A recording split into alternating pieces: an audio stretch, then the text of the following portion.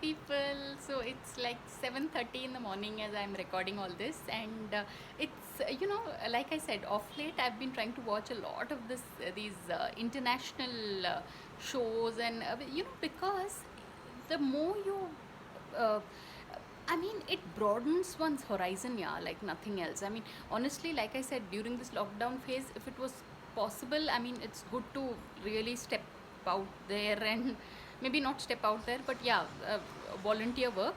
But if not, the next best option is to do something that can improve yourself and just if each person decides to work on themselves, this world can be a different place.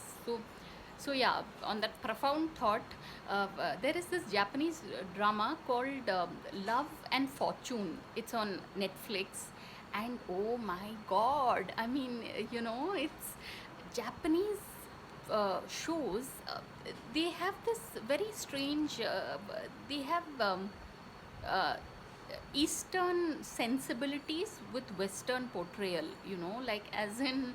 Um, um, any kind of like did you know this, that in Hollywood films, um, when they have to show like any kind of scene, like love making scene, apparently the actors really right down to whatever doing the act, they do it.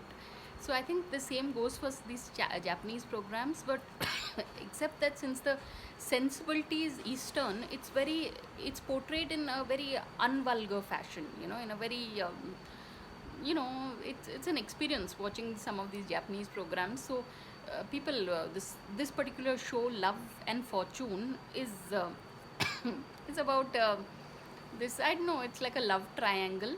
So it's pretty interesting, and it's only 20 minutes, 23 minutes per episode. It's so it's not too long also, and I think they are just 12 episodes and all. But people do try and check it out. It's called Love and Fortune, and it's on Netflix.